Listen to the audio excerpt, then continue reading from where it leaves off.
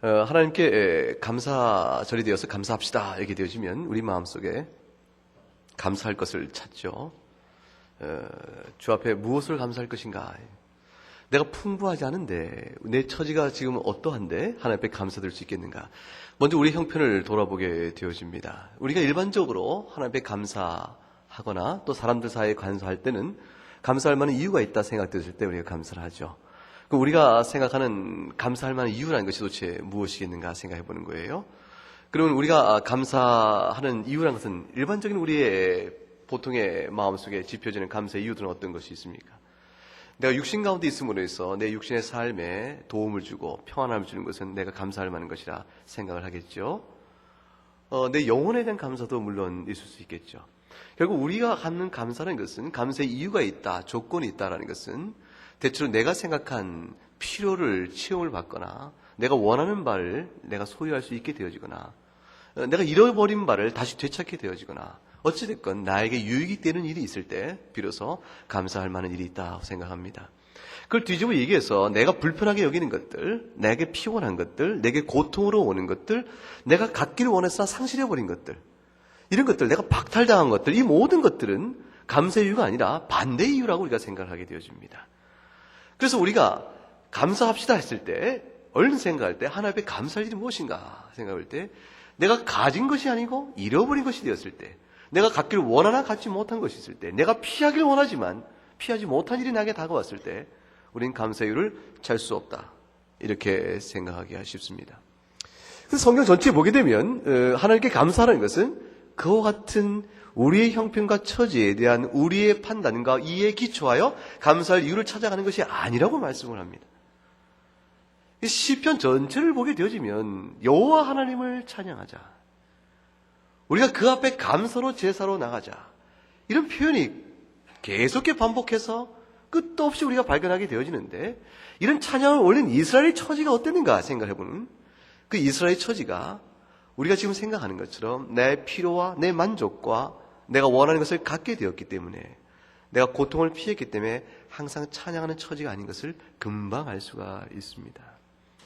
하나님 앞에 우리가 감사하자, 찬양하자라고 얘기하는 것은 우리의 형편과 처지가 우리의 볼 때는 어떠하든 간에 주고 있는 분명한 영적, 신학적 요구가 있다는 것이에요.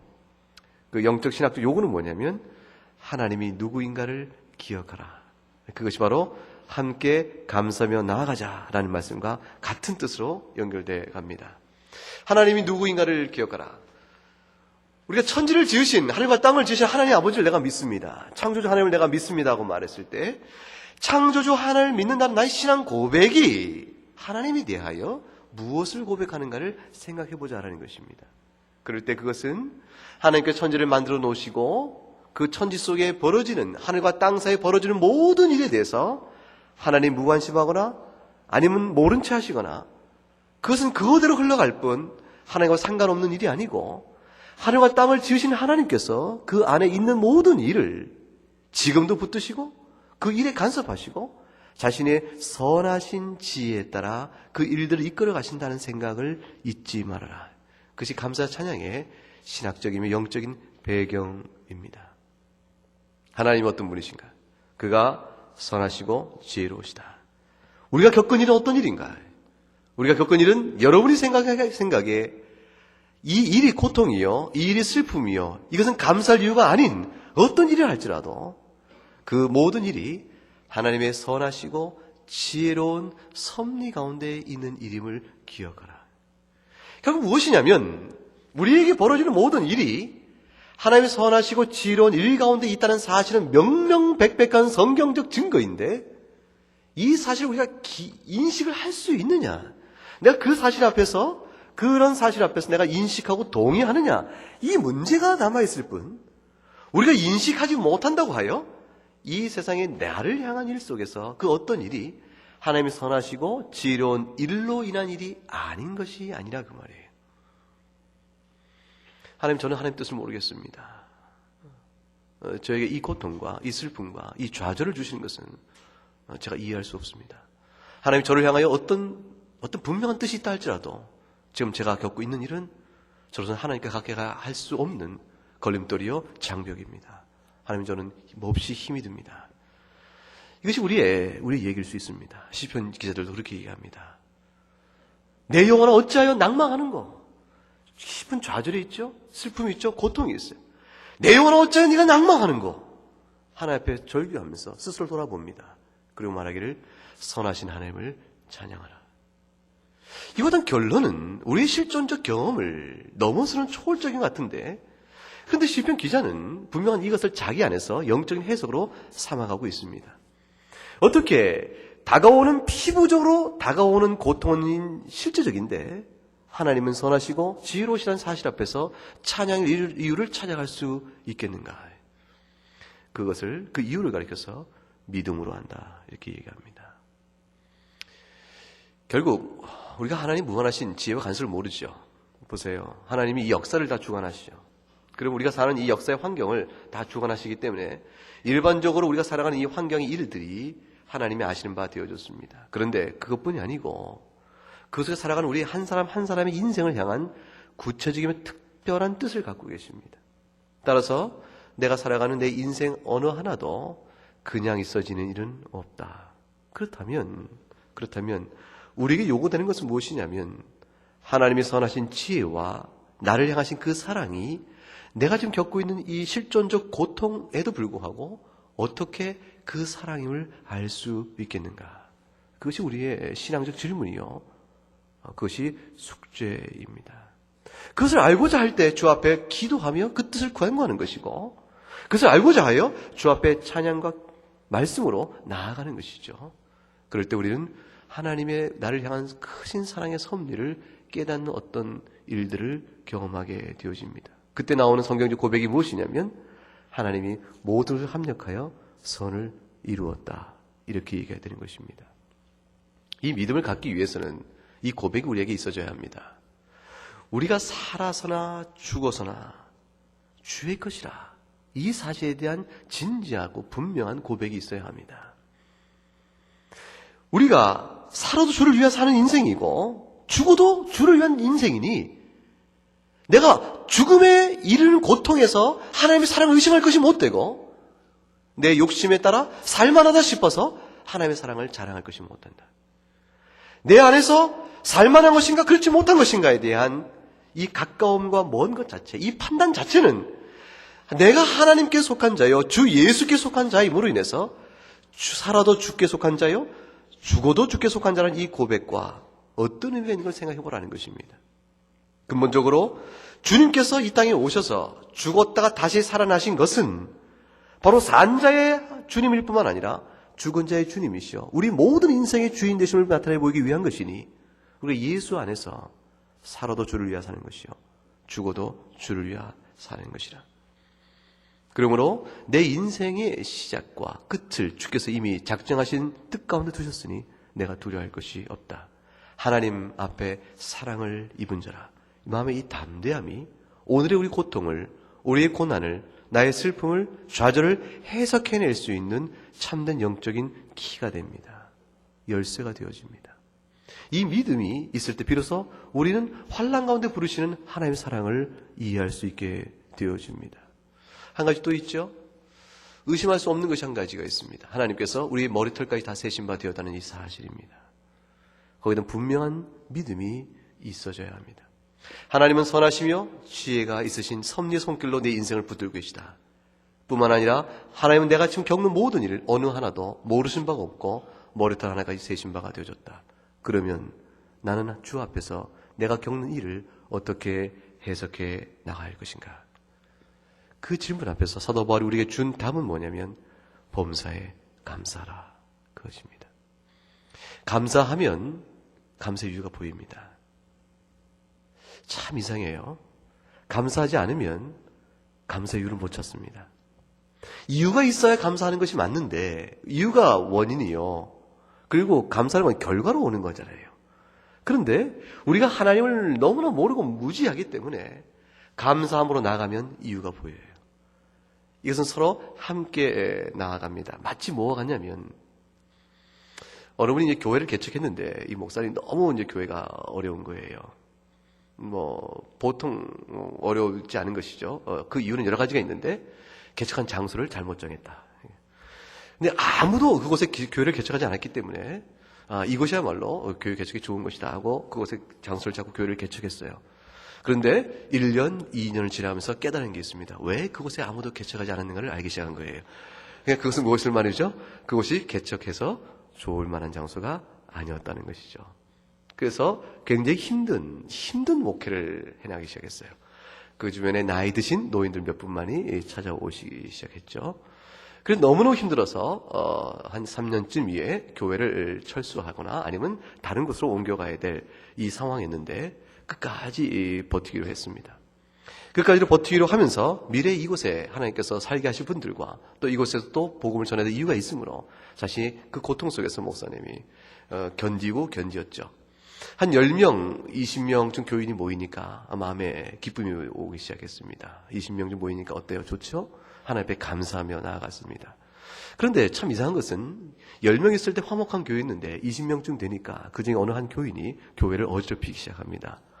교인 간에 싸움이 벌어지기 시작하는 거예요. 갈등이 벌어지고 그래서 그 가서 20명 된 교인이 다시 흩어져 버립니다. 그리고 다시 몇 명이 됩니까? 10명이 다시 되어집니다. 다시 또 힘을 쓰고 주 앞에서 목양의 애를 쓴 결과 다시 20명, 30명쯤 될 것 같으면 다시 흩어집니다. 교회가 서질 않는 것이에요. 너무너무 힘든 가운데서 눈물로 주 앞에 기도하며 버티고 있는데 그 교회에 희망의 빛이 비추기 시작했어요. 그것이 뭐냐면 그 교회 전체 포함한 전체 지역이 재개발 지구가 되어지면서 종교 부지를 받게 된 거예요. 종교 부지를 받으니까 그곳에 많은 분들이 아파트가 입주하게 될 것이고 종교 부지를 받은 그 교회는 이제 새로운 성장의 기반을 닦을 수 있게 되었다라는 이제 기쁨을 갖게 되었습니다. 그래서 그 목사님 생각에 하나님께 그간의 모든 목양의 고통과 교인이 모였다 다시 흩어지고 불화가 생겨 흩어지고 이렇게 흩어지는 과정 속에서 교회가 세우지 않았던 그 모든 인내, 그 고통 속에 인내해왔던 그 모든 일이 오늘에 이르러서 주께서 이것을 우리에게 주시려고 하신 것이다 하고 생각하며 감사를 드렸어요. 그런데 종교 부지를 그냥 주는 게 아니죠. 어떻게 줘요? 싸게 분양은 되지만 권리는 주지만 돈이 있어야 사는 것이죠. 근데 그 교회가 돈이 있을 리가 없죠. 오직 할 수 있는 것은 딱 한 가지밖에 없었습니다. 기도밖에 없었습니다. 기도하며 땅값을 또 건물 지을 모든 것을 순전히 한 푼 없는 교회가 어떻게 감당해왔는가에 대한 하나님의 섭리에 대한 쭉 고백을 어느 목사님이 했습니다. 그 목사님은 살아계신 하나님에 대한 자기 간증들을 그때그때마다 겪었던 일들을 고백하는 거였어요. 근데 전체 종합은 원리는 이거였습니다. 하나님께서는 우리로 하여금 우리가 마땅히 어떻게 행할 것인가 그것 하나만을 보고 나아가길 원하십니다. 내가 하나님 앞에서 무엇을 목적으로 하나님 내게 원하시는 것이 무엇인가? 내가 지금 삶의 절에서 무엇을 행하길 원하시는 것인가? 그거 하나만을 보고 나아가길 원하십니다. 그런데 막막합니다. 그래서 마치 개울을 건너야 하는데 물살이 너무너무 센 거예요. 물살이 너무 세면 개울을 건너야 되는데 다리가 없어요. 그럼 뭐는 있어야 되죠? 징검 다리는 있어야, 징검 돌은 있어야 그걸 밟고 넘어갈 거 아니겠어요? 주여 이 일을 어찌합니까? 하고 하나님 앞에서. 그러나 나의 선택은 이거 하나입니다. 주께서 원하시는 일이 이것인 줄 내가 믿기 때문에 주여 내가 이것을 선택합니다. 또 선택하고 주 앞에 나가서 발을 내디드니까 물 밑에 돌이 있더라는 거예요. 보이지 않았던 흐르는 물이었는데 발을 내디드니까 물에 쑥 빠지는 것이 아니고 돌 위에 발이 탁 얹혀지는 거예요. 그곳에 보이지 않는 예비한 돌이 있었어요. 주여 주께서 우리의 형편과 처지를 아시고 머리털 하나까지 세신 바 되었습니까? 고백으로 그 돌 위에 디뎠어요. 다시 또 건너갈 그 갯물을 바라보면서 하나님 이 일을 건너가야 하는데 어찌하면 좋습니까? 주 앞에 눈물로 기도하고 다시 또 흐르는 물에 빠지면 빠지리라. 주께서 원하시는 일이 내가 선택할 일이라 하고 발을 디디는 순간에 그곳에 다시 또 징검돌이 마치 물에 솟아오듯이 자기 발을 탁 받치는 그거와 같은 경험이었다. 그 얘기를 했습니다. 귀한 간증이었습니다. 신학교에서 함께 들었던 모든 신학생들이 어렵습니다. 신학생들은 나이가 들어 신학을 공부하는 사람들이기 때문에 생활해야죠. 합비돼야죠. 어려운 생활 속에 인내로 주 앞에 기도하며 사는 사람들입니다. 그 속에서 눈물도 있었고 간증의 공명도 있었습니다. 하나님이 살아계시다. 하나님께서 우리의 청평과 처지를 보고 계신다. 하나님의 우리를 향한 사랑의 섭리는 내가 믿음으로 주여 이것이 주님께서 내가 원하시는 내가 믿나이다. 무엇을 두려워하겠습니까? 하나님 나를 보신 줄 아니 중심하신 주 앞에서 내가 순종의 제사로 주 앞에 감사를 드립니다. 하고 발을 내디드니 그곳에 물속에 잠기운 징검다리가 있다. 그 간증이었습니다. 우리 인생이 마찬가지입니다. 살아온 인생을 보게 되면 미리 계획되어지고 미리 아는 인생을 사는 것이 아니고 알지 못하는 인생을 삽니다. 과연 내가 학교를 졸업하면 이 취업이 어려운 때에 취업을 제대로 할 수 있을까? 내가 이 전공으로 들어왔는데 이 전공 선택이 과연 잘 된 것일까? 모든 걸 다 포기하고 내가 어떻게 살아야 하는 것인가? 과연 나는 나에게 주님께서 결혼에 적절한 배우자를 내가 원하는 알맞은 때에 내가 생각이 좋은 나이에 또 내가 생각하기에 좋은 조건에서 할 수 있을까? 심지어는 내가 건강하여 어디까지 살 수 있을까? 내 가정과 또 형편을 찾아볼 때 우리 힘들게 하는 게 많습니다. 그 모든 상황 속에서 내 인생의 염려를 주 앞에 내어놓는 것입니다. 살아도 주를 위해 사는 것이고 죽어도 주를 위해 사는 것이요. 살아서나 죽어서나 우리가 죽게 속해 있다는 이 사실이 우리 인생의 위로가 되는 것이요. 이거로 인해서 우리가 염려를 내놓을 수 있다. 이것이 바로 우리 신앙의 초점이요 핵심이기 때문입니다. 이것이 감사를 범사에 드릴 수 있는 유일한 신앙 고백이 되어집니다. 따라서 감사를 어떻게 드려야 하는 것인가 했을 때 감사를 바르게 드리는 하나님 기뻐하시는 하나님 받으실 만한 감사, 하나님 받으실 만한 감사의 찬양이요 감사의 순종이 도대체 어떤 것인가 이렇게 생각하게 되면 그 어떤 믿음이 있는 전제로 드려지는 감사의 성질은 딱 한 가지입니다. 전심으로 정직한 마음으로 하나님의 교훈에 합당한 내면적 태도를 갖고 드려지는 것, 그것만이 하나님 받으실 만한 감사의 제사가 되어집니다. 오늘 같은 시편 50편에 보게 되면 어떤 감사를 하나님께서 받으시는가, 어떤 감사를 하나님 기뻐하시는가 하는 것에 대한 설명이 나옵니다. 7절부터 13절 이하에 보게 되면 이렇게 되어 있습니다. 하나님께서 미워하시는, 하나님이 인정하지 않는 그런 제사가 있습니다. 내 백성아 들을지어다. 7절부터 이렇게 되어 있죠. 내가 말하리라 이스라엘 내가 너에게 증거하리라. 나는 하나님 곧 너의 하나님이로다. 내가 너의 재물을 인하여는 너를 책망치 아니하리니 너의 번제가 항상 내 앞에 있음이로다. 9절부터 같이 읽어보십시다. 내가 너의 집에서 숫소나 내 우리에서 수염수를 취치 아니하리니 이는 산림의 짐승들과 천산의 생축이 다 내 것이며 산의 새들도 나의 아는 것이며 들의 짐승도 내 것임이로다. 내가 가령 주려도 내게 이르지 않을 것은 세계와 거기 충만한 것이 내 것임이로다. 내가 숫소의 고기를 먹으며 염소의 피를 마시겠느냐. 13절까지 읽었어요. 네, 보세요. 하나님께서 말씀하신 것이죠. 네가 나에게 감사로 나오기를 원하는가? 감사로 나오기를 원할 때에 네가 기억할 것이다. 내가 숫소의 고기에 굶주린 자요, 염소의 피에 갈증 느끼는 사람이 자가 아니라 하나님이 누구신가를 기억하라는 것입니다.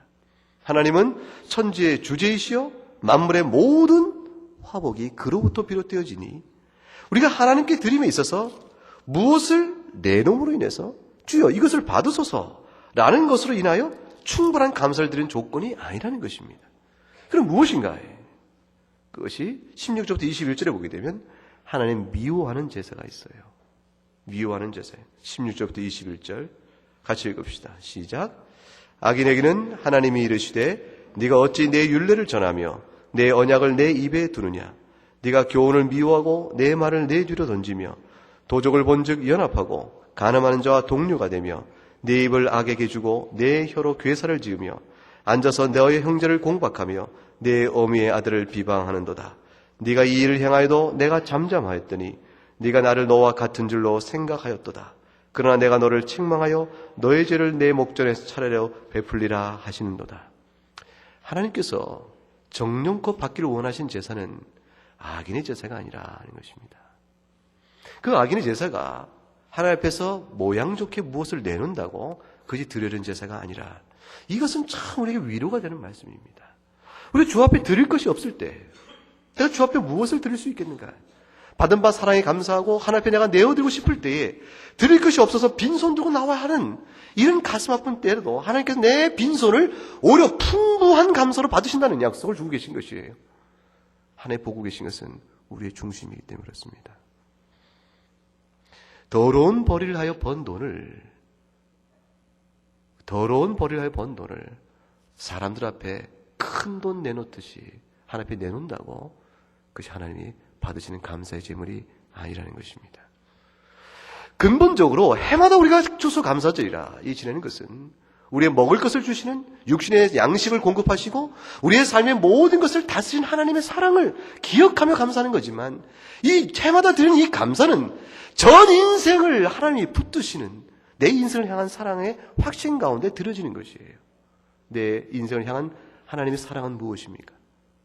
하나님 나를 죄인 가운데 구원하셔서 하나님의 자녀 삼으시고 하나님 우리를 거룩하게 빚으시며 그 거룩하게 빚으시는 음성 앞에 순종함으로 드려지는 내 일생 전체에 걸친 거룩한 삶의 찬미, 이것이 바탕이 되어지는 가운데서 해마다 주 앞에서 우리의 삶을 도모하신 그 은혜를 기억하고 감사로 나아가야 한다는 것입니다. 하나님께서 이 말씀을 주시기 위해서 50편 1절부터 6절에 이런 말씀을 주셨어요. 50편 1절부터 6절 말씀 한번 읽어보십시다. 시작. 전능하신 자 하나님 여호와께서 말씀하사 해 돋는 데서부터 지는 데까지 세상을 부르셨도다. 온전히 아름다운 시온에서 하나님이 빛을 발하셨도다. 우리 하나님이 임하사 잠잠치 아니하시니 그 앞에는 불이 삼키고 그 사방에는 광풍이 불리로다. 하나님이 그 백성을 판단하시려고 윗하늘과 아래 땅에 반포하여 이르시되 나의 성도를 내 앞에 모으라. 곧 제사로 나와 언약한 자니라 하시도다. 하늘이 그 공의를 선포하리니 하나님 그는 심판장이심이로다. 하나님을 만으로 여기지 마라. 하나님을 속이려 하지 마라. 여러분 보세요. 4절에 보게 되면 하나님이 그의 백성을 심판하실 때에 윗하늘과 아래 땅에 반포한다 되어 있죠. 이것은 윗하늘과 아래 땅을 불러 증인으로 산다는 뜻이에요. 하나님이 심판하실 때에 하늘과 땅을 증인으로 불러 삼으신다. 이 자가 지금 과연 어떤 자인가? 내 앞에서 그가 감사로 제사를 드리게 합당한 자인가? 아닌가를 판별하실 때에 하늘과 땅을 증인으로 삼아 하나님이 내 앞에서 네가 과연 나와 언약한 자인가? 그를 판단하시며 공의를 선포하시니 악인의 제사가 부질없을 것이라. 그럼 우리가 추수감사절을 당하여 먼저 생각할 것은 한 1년을 돌아보면서 주 앞에 나의 받은 바 은혜에 대한 반응은 어땠는가? 첫 번째 기억해야 합니다. 보세요. 이스라엘 백성을 주님께서 광야로 내모셨죠. 하나님께서 능력이 없어서 광야로 내모신 게 아니었죠. 이스라엘 백성을 왜 가나안 땅으로 바로 안 가고 광야에서 40년을 배회하면 그 고통에, 그 인내에, 그 인고의 세월을 보내게 하셨을까요? 그건 이스라엘 백성을 하여금 하나님 앞에서 그들이 어떤 존재인가를 알게 하시는 교훈의 기회인 것입니다. 이스라엘 백성에게 만나를 먹이셨습니다. 만나를 먹이심으로 인해서 너희가 죽지 않는다. 너희 인생은 내가 붙들었다. 너희 육신도 내가 만든 자이니 너희 육신의 피를 내가 어찌 도모하지 않겠는가. 하나님께서 그들에게 확신을 부어주신 것입니다. 이스라엘아 두려워하지 마라. 너희가 빵을 구하는가? 두려워하지 마라. 하나님께서 너의 인생을 알고 계시고 붙들고 계신다. 그러므로 이스라엘 너희가 알 것은 사람이 떡으로만 살 것이 아니요 하나님 주시는 말씀으로 살 것임을 생각하라. 이것이 이제 이스라엘에게 준 교훈이었어요. 이스라엘이 이걸 배워가는 것이었습니다. 그럴 때 그들이 자신들을 애굽에서 구해낸 하나님의 사랑을 기억하며 초막절에 제사를 지내고 하나님 앞에 나아가는 것입니다. 애굽의 자기를 구원했다는 것은 무슨 의미가 되겠습니까? 육신의 삶의 종살이에서 풀려났다는 의미를 넘어서서 이방신을 숨기는 죄악의 세력에서 여호와 하나님을 섬기는 이스라엘의 종교적인 해방이요 자유요 하나님께 나가는 장막을 세우고 하나님께 예배하는 기쁨을 회복시킨 것을 의미하는 것이죠. 그러므로 이스라엘이 구원받은 자로서의 영적인 감동을 그날에 노래하라. 그것이 참된 광야로 이끄신 하나님의 뜻이었습니다. 우리 인생도 마찬가지입니다. 우리 인생도 마찬가지입니다. 그래 오늘 본문에 14절 15절에 이 말씀이 나오는 것입니다. 감사로 하나님께 제사를 드리며 지극히 높으신 자에게 너의 소원을 갚으며 환난 날에 나를 부르라. 내가 너를 건지리니 네가 나를 영화롭게 하리라. 감사의 제사를 주 앞에 드리라. 하나님께서 너의 어려울 때에 네가 나를 찾으면 내가 너를 건질 것이니 너는 두려워하지 말라. 네가 감사의 제사를 내 앞에 드릴 때 내가 너로 인하여 영화로움을 받으리라. 하나님께서 감사의 제사를 드릴 것을 요구하시며 동시에 약속하신 것은 무엇입니까? 구원입니다. 내가 너를 돌볼 것이라. 여러분 22절과 23절 말씀 같이 읽어보십시다. 22절 23절 시작. 하나님을 잊어버린 너희여 이제 이를 생각하라. 그렇지 않으면 내가 너희를 찢으리니 건질 자 없으리라. 감사로 제사를 드린 자가 나를 영화롭게 하리니 그 행위를 옳게 하는 자에게 내가 하나님의 구원을 보이리라. 하나님의 구원을 맛보는 자, 주님 앞에 순종으로 감사로 주 앞에 제사를 드린 자가 하나님 영원하게 하는 자요, 그 자가 하나님의 구원을 보일 것이라. 여러분, 누가복음 21장에 보게 되면 과부 두 렙돈의 헌금을 주님이 말씀하신 걸 기억합니다. 과부가 두 렙돈을 넣은 헌금을 부자가 성전에 금화를 넣은 것보다 더 크다고 그러셨어요. 돈의 가치를 비교하는 것이 아니고 하나님께서 과부의 두 렙돈을 크게 보신 까닭은 무엇이겠습니까?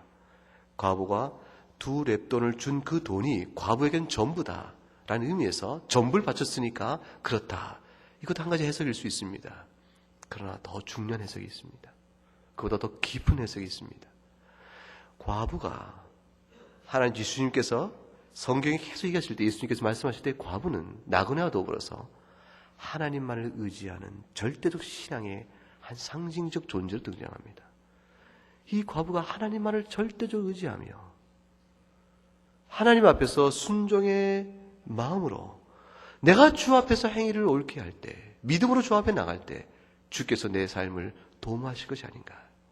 그 과부가 자신의 두 렙돈을 넣었을 때는 과부에게 둔 믿음의 확신이 무엇이었어요?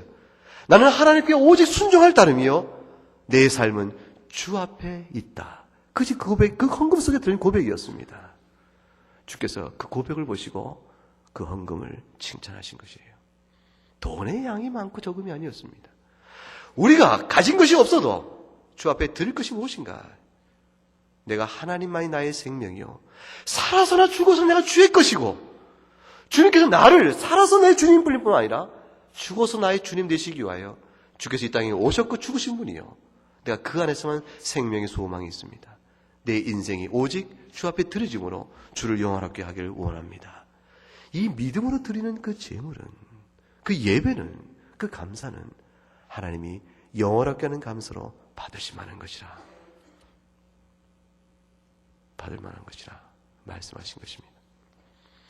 말라기서에 보게 되면 이스라엘 백성이 하나님을 향하여 투정한 얘기 나옵니다. 하나님이 저희를 언제 사랑했습니까? 하나님이 도대체 우리를 언제 사랑했다고 말씀하십니까? 이스라엘이 하나님을 향하여 원망을 한 내용이 나옵니다. 그 원망의 이유가 무엇이었습니까? 이스라엘의 삶이 피곤하고 곤핍하였기 때문이라는 것입니다. 이스라엘이 주변에 있는 가나안 지방의 사람들보다도 넉넉한 삶을 못 살고 있을 때라 그 말입니다. 하나님, 우리 가나안 땅에 왔는데 우리 조상 다 멸망하고 아수르요 바벨론으로 다 포로가 돼서 실컷 70년 동안 포로살이 한 다음에 겨우 우리를 돌려보내셔서 가나안 땅에 놓으셨는데 우리 살림살이가 도대체 어떻습니까? 하나님 보십시오. 먹을 만하고 삽니까? 우리가 제대로 삽니까? 이 나라가 이 당 주변의 나라에 비해서 뭐가 힘 있는 나라입니까? 주께 세우신 나라의 자랑의 근거가 도대체 무엇입니까? 하나님 우리를 언제 사랑하셨습니까? 주님 앞에서 그들이 투정하고 저항하고 불만을 내어 쏟으며 하나님 앞에 드린 예배가 병든 소와 병든 염소로 제물을 드렸다. 성경에 기록되어 있습니다. 그들은 자신을 향한 하나님의 극진한 사랑을 몰랐던 것입니다.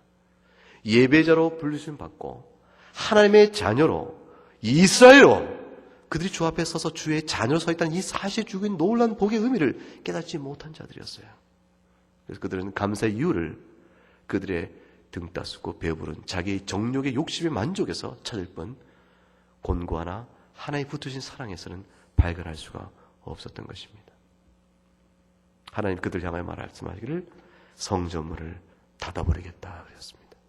하나님과 이스라엘 관계를 끊으시는 은혜 언약의 취소를 말씀하신 듯한 내용이었습니다. 오늘 유년부에서 추수감사절인데 하나님 앞에 감사한 내용을 한번 적어봐라, 그렇게 얘기를 했다고 그래요. 그래서 유년부 학생들이 감사의 내용을 이렇게 적었답니다.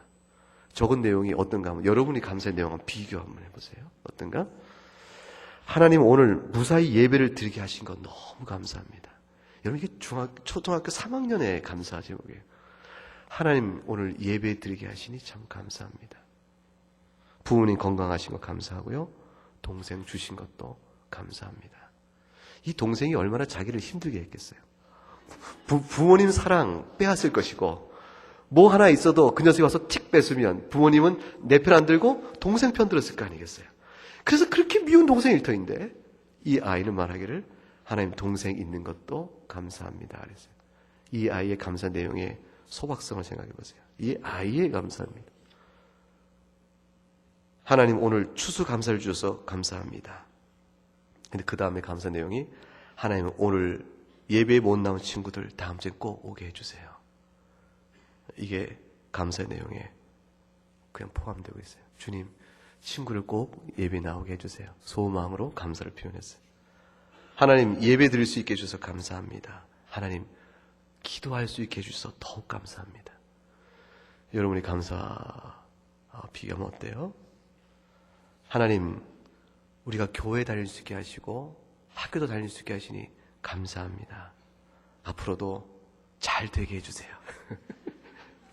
잘 되게 해주시기를 부탁드립니다. 이러셨어요. 3학년 수준이에요. 초등학교 2학년 수준으로 내려가 볼까요? 하나님 우리 교회 친구들이 추운 날에 감기에 안 걸리게 해주셔서 감사해요. 다음 주에도 이 친구들이 다 교회에 나오게 해주세요. 이게 감사의 추수감사절 감사의 기도 제목입니다. 하나님 친구 주셔서 감사합니다. 좋은 친구가 있는 모양이죠. 여러분처럼 나쁜 친구는 없는 모양이에요. 여러분처럼 쟤만 없으면 교회 나오기 편할 텐데 그런 친구가 없는 모양이에요. 참 달라요. 내가 이거 읽으면서 너무 청년부와 다른 것 같다 하는 생각을 했어요. 친구를 주셔서 감사합니다. 하나님 글자를 못 읽겠어요. 분명히 한글인데 그래. 하나님 교회 나오게 해서 감사합니다. 하나님 기도할 수 있게 해서 감사합니다. 하나님 천국 갈 수 있게 해서 감사합니다. 그리고 마지막에 아주 의아한 감사가 있어요. 하나님 목소리 주셔서 감사합니다. 몇 개만 주셨어요. 1학년 거는 생략했습니다. 왜냐하면 해독이 불가능해서. 제가 임진수 전사님이 이거를 보고 이렇게 쭉 분리하게 쓰려면 뭐 하는 거요? 그랬더니 이걸 감사해서 내가 그래서 몇 개 뽑아 입두고 마음에 얼마나 내게 이게 충격같이 다왔는지 나도 이 나이 때는 이렇게 감사했다 하는 생각이 들어요. 여러분들도 그랬을 거예요. 여러분도 초등학교 시절에는 이 감사로 하나님 앞에서 감사할 수 있을 거예요. 물론 생활 속에서 이 감사의 기도 제목 적은 것만큼 여러분이 불만 없는 인생은 아니었을 거예요. 그때도 짜증이 나고 속상하고 엉엉 울고 떼쓰고 그런 나이였겠죠. 그래도 하나님 앞에 감사하자 하고 하나님을 생각하고 감사를 적어보자 했더니 아이들의 수준이 영적으로 우리와 동일한 것이죠. 여러분들도 하나님을 생각하며 한번 감사의 기도 제목을 한번 적읍시다. 시험 내가 100줄 나눠주고 거두면 여러분은 어떤 제목 적을 수 있겠어요? 인생을 살면서는 우리는 인생을 너무 많이 알아버립니다. 너무 많이 알아서 인생이 얼마나 피곤하고 어렵고 힘겨운 걸 알아요. 만만치 않다는 걸 알게 되어집니다. 그런 것만큼 하나님을 향한 불평도 많아질 수 있습니다. 그러나 추수감사절 오늘 생각하면서 과거의 두 렙돈을 크게 보시는 하나님의 눈길과 안목을 생각하세요. 나의 말에 순종하며 내가 너에게 베푼 교훈에 순종하며 주 앞에 감사로 나오는 자를 내가 영화롭게 한 자로 인정하겠다. 그것이 여러분이 드리는 감사의 제사가 될 수 있기를 기원합니다. 기도하겠습니다. 하나님 감사합니다. 우리에게 소박함이 있게 하시고 천지를 지신 하나님의 자녀여 하나님을 우리 아버지와 섬기고 사는 우리들에게 있어서 인생 오늘의 놓여진 처지와 형편에 따라서 불평과 불만과 원망 속에서 하나님의 우리를 향하신 사랑을 바르게 깨닫지 못하는 미련한 자가 되지 말게 하시고 두려움 없이 담대함으로 하나님께 항상 범사에 감사하는 믿음 있게 하여 주시옵소서. 주 예수 그리스도 안에서 살아서나 죽으서나 우리를 사랑하는 주님, 우리의 오늘 놓여진 형편이 주께서 원하신 그때에 모두를 합력할 선을 이루신 걸 생각하며 믿음으로 감사의 찬송을 순종으로 드릴 수 있는 저희가 되게 하시옵소서.